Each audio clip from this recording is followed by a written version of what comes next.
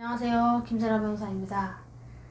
오늘은 이제 고소장이라는 게 있잖아요. 고소장 어떻게 어디로 제출을 할까? 그리고 고소장이 제출된 이후, 고소장이 접수된 이후에는 어떤 절차가 어떻게 일어날까? 이거를 한번 설명해 보겠습니다. 일단 고소라는 거는 형사 피해를 입은 피해자가 수사기관에 대하여 가해자의 엄한 처벌을 구하는 의사표시예요. 그래서 우리가 고소를 할 때는 말로도 할 수 있고 서면, 그러니까 종이로 써서 할 수도 있다고 이제 형사공법에는 그렇게 나오지만 실무상 이제 거의 대부분은 고소장이라는 형식의 서류를 통해서 고소라는 절차가 개시가 되게 돼요. 그래서 고소장은 양식이 정해져 있습니다.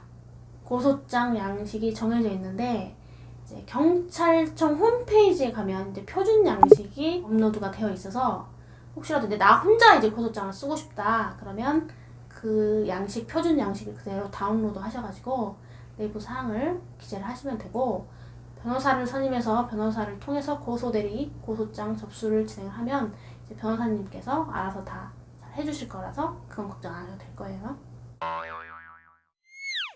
이제 그러면 자, 일단 첫째, 고소장이라는 걸 써야 되는데 고소장은 정해진 양식이 있다. 그 틀에 맞추어서 써야 된다 이거예요. 보통 이제 고소장 양식이 첫 페이지에는 이렇게 표 형식으로 되어 있거든요. 1번이 고소인의 인적사항이고 2번이 피고소인의 인적사항이에요. 아마 여기 지금 형식이 나가고 있을 거예요. 고소인의 인적사항은 이제 이름, 주민등록번호, 연락처, 주소, 이메일, 회사나 직장의 주소, 연락처, 이런 것들을 적어야 되고, 피고소인에 대해서도 마찬가지예요. 이름, 연락처, 주민등록번호, 이메일, 회사나 직장의 연락처나 주소, 이런 것들 적습니다. 이제 여러분들이 많이 여쭤보시는 것 중에 피고소인의 인적사항을 잘 모르는데 이게 접수가 됩니까? 몰라도 일단 아는 것만 써서라도 접수를 하셔야 돼요. 예를 들면 카톡 아이디만 안다, 아니면 전화번호만 안다, 이름만 안다. 그래도 일단 그렇게 써서 접수를 하고 이제 경찰의 힘을 좀 빌릴 수 있는 경우가 있을 수 있기 때문에 피고소인의 인적사항이 불분명하면 일단 경찰들은 싫어해요. 얼마나 대단한 사건이 아닌 이상 그 인적사항을 확실하게 본인이 고소인이 알아와야 되는 게 맞기는 한데, 그래도 상황에 따라서는 이제 사소한, 어찌 보면 이제 큰 규모가 크지 않은 사건의 경우에도 사소한 카톡 아이디 이거 하나만 가지고도, 이메일 주소 이런 거 하나만 가지고도 경찰의 힘으로 조회를 해서 찾는 경우들이 종종 있어요. 그래서 잘 몰라도 일단 아는 만큼은 써야 됩니다. 자, 그리고 이제 그 다음에 이제 고소 이유, 고소 취지, 범죄 사실, 고소 사실, 이런 것들 쭉 이렇게 기재를 하게 되고, 그 다음에 이제 증거 자료는 별지로 첨부를 하게 돼요. 그래서 이런 고소장 양식은 제가 아까 말씀드린 경찰청 홈페이지 가면 있고, 요즘에 이제 인터넷에도 많이 떠돌아다니는데, 혹시 제 구독자분들이나 이 영상을 보고 계신 분들 중에서 고소장 양식을 좀 구하고 싶다 그러신 분들은 여기 제 유튜브 지금 자막으로 나가고 있고, 더보기란에 이제 내려가면 제 이메일 주소가 있어요. 그쪽으로 고소장 양식 좀 받고 싶다 이렇게 연락을 주시면 제가 확인을 하는 대로 보내드릴 수 있는 분들한테는 보내드리겠습니다. 고소장 썼어요. 그럼 이걸 어디에다 내야 되냐 이런 문제가 남죠. 이걸 어디에다 내야 되냐, 크게 두 가지 관점에서 봐야 돼요.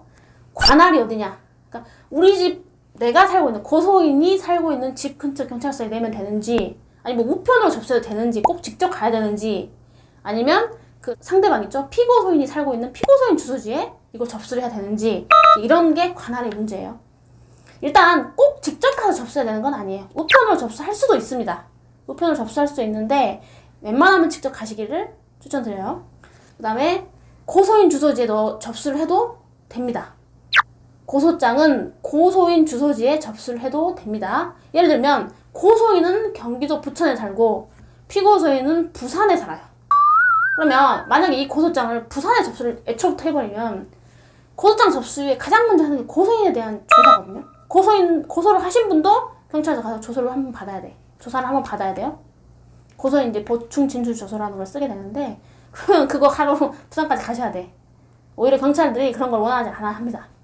그래서 고소장은 고소인의 주소지 가까운 관할 경찰서 1층 민원실에 내면 돼요. 관할 경찰서 가면 어딜 가나 종합민원실 1층에 있습니다. 거기에 접수를 하시면 돼요. 그리고 그 다음 두 번째, 고소장을 어디에 내야 되느냐와 관련된 두 번째 문제는 경찰서에 냅니까? 검찰청에 냅니까? 이 문제예요. 경찰서에 낼 수도 있고 검찰청에 낼 수도 있고 선택할 수 있어요. 어떤 법이 있어서 꼭 어디에 내야 된다라는 정해진 법은 없어요. 그래서 고소인이 하시고 싶은 대로 하시면 됩니다. 다만 현재까지 법과 실무는 검찰청에 고소장을 접수해도 검사가 초동 수사를 하지 않아요.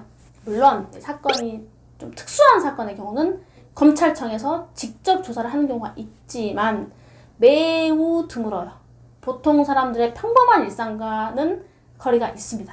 그래서 검찰청에 고소장을 접수를 해도 검사님이 최소한의 상황 판단만 하시고 1, 2주일 이내로 경찰로 수사 지휘를 해서 보내버리기 때문에 결국 경찰에서 모든 초동 수사를 하게 돼요.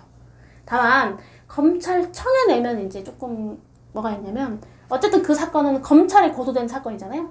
그래서 이제 검사님께서 수사 지휘라는 거를 경찰에 대한 수사 지휘를 조금 이제 더 많이 엄격하게 하시는 편이에요.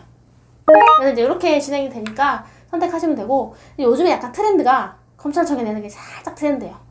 근데 이제 아까도 말씀드렸지만 결국 초동 수사는 경찰이 하게 되고 검찰청에 접수를 한 고소장이 경찰로 인계돼서 다시 또 배당하기까지 또 1, 2주일, 최소 1, 2주일, 늦어지면 2, 3주일까지 좀 시간이 좀 걸린다는 점 때문에 좀 빨리빨리 진행하고 싶다 그러면은 그냥 곧장 경찰서에 내는 것이 조금 더 좋고 난 조금 뭐 2, 3주 좀 늦어지더라도 좀 검사님이 좀 그래도 수사 지휘를 좀 엄격하게 좀 하고 절차들이 조금 더 지켜지는 상황을 원한다.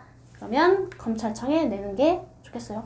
오늘 이제 일도양다는 것은 아니고 변호사님하고 좀 상담을 해서 진행을 하시는 걸 추천을 하겠습니다. 그 다음에 고소장 작성해서 접수했어요.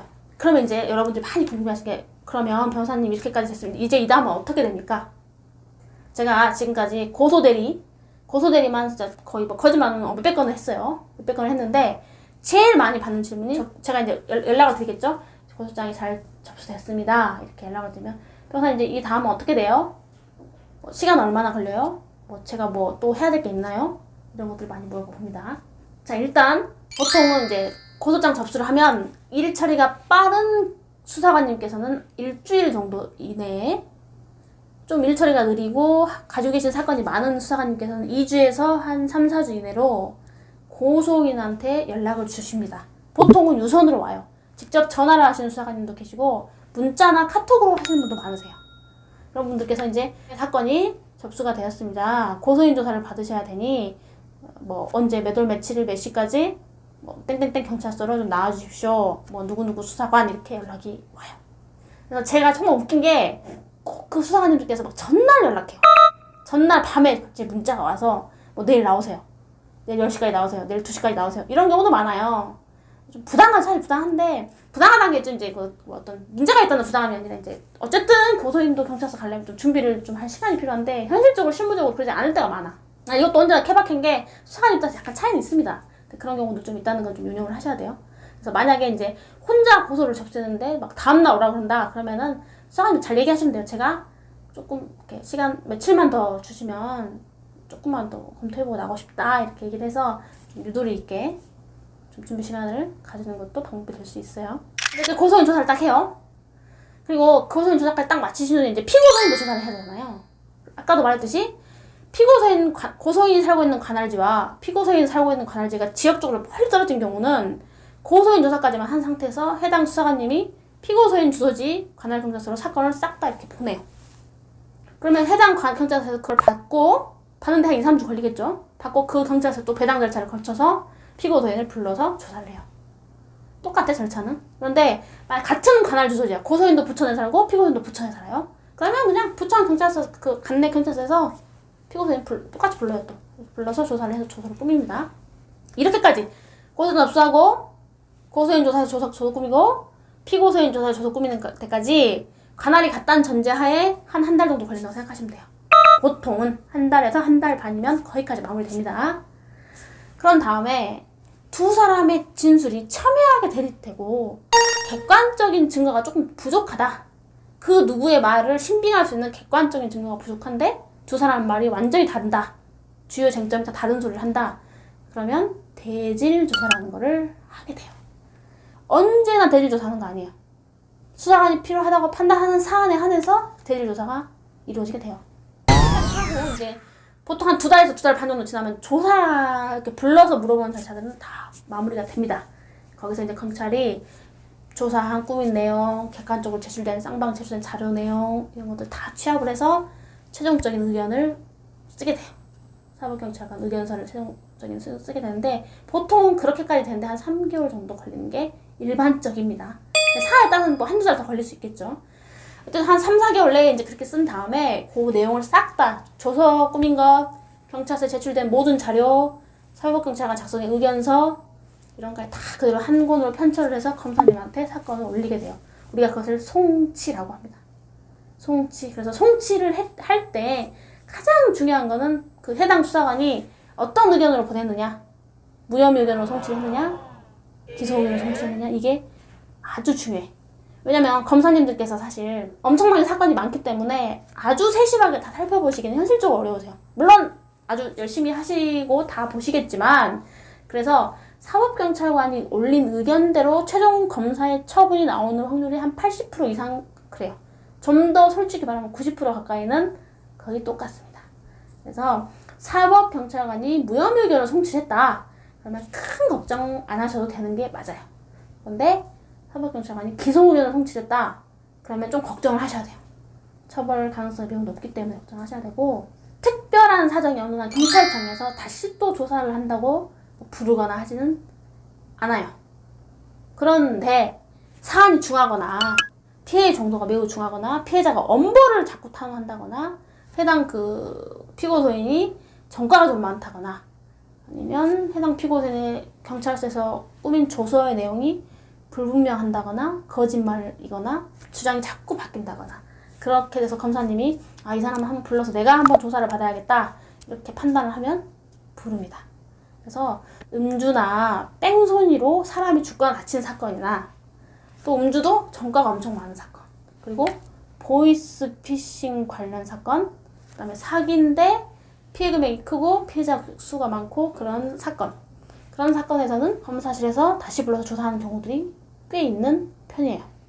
이렇게 검사님까지 딱 이제 뭐 검사님이 조사를 했든 아니면 기록만 보고 판단했든 검사님이 최종 처분을 해야지만 해당 형사 사건이 이제 수사 과정은 마무리가 돼요. 수사 과정은 검사님이 불기소 처분을 하게 되면 물론 뭐 항고, 뭐 재항고, 재정 신청 절차가 있지만 어쨌든 1차적으로 검사님이 최종 무혐의 처분을 하게 되면 그대로 이제 종결되고 검사님 이거 혐의 인정된다, 죄가 되고 처벌도 받아야 된다.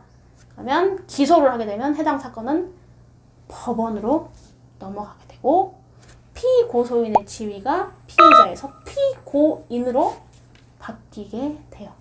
이런 게 절차고, 그 다음에 이제 형사사건 고소의 경우도 이제 여러분들이 많이 물어보시는 게 변호사님 동행, 조사를 받을 때 변호사 같이 가고 싶다. 이런 거 되게 많죠. 실제적으로 많고. 고소인은 사실 잘못한 사람이 아니잖아요. 피해를 당했으니까 조사를 좀 해달라는 입장이기 때문에 고소인 조사 때까지 변호사가 동행하는 경우는 많지는 않아요. 많지는 않은데 꼭 필요한 경우는 동행을 요청하시면 해드리고 있어요. 그다음에 이제 피고소인 같은 경우는 많이 변호사의 조력이 필요하죠. 필요하고 수사 초기에 사소한 진술이 조서에 그대로 남겨지고 그것이 이제 만약 기소가 되게 되면 다 법원으로 넘어가고 유죄 인정의 자료까지 되는 거기 때문에 변호사님을 동행을 해서 조사를 받으시는 게 좋아요. 이게 이제 형사고소장 작성, 접수, 조사, 최종 처분, 이거를 한번 쭉 설명한 거예요. 이렇게 흘러갑니다. 많이 도움이 되셨으면 좋겠고, 아까 초반에 얘기했지만 고소장 양식이 필요하신 분은 제 이메일로 연락을 주시면 제가 뭐 만약에 1000명이 연락 온다 그럼 진짜 그걸 다 해드릴 사실 자신은 없어요. 다 해드릴 자신은 없지만 어느 정도 제가 해드릴 수 있는 합리적인 선이라면 도움을 좀 드릴 수 있으니까 한번 보내보세요. 네, 들어주셔서 감사합니다. 구독과 좋아요 꼭 눌러주세요.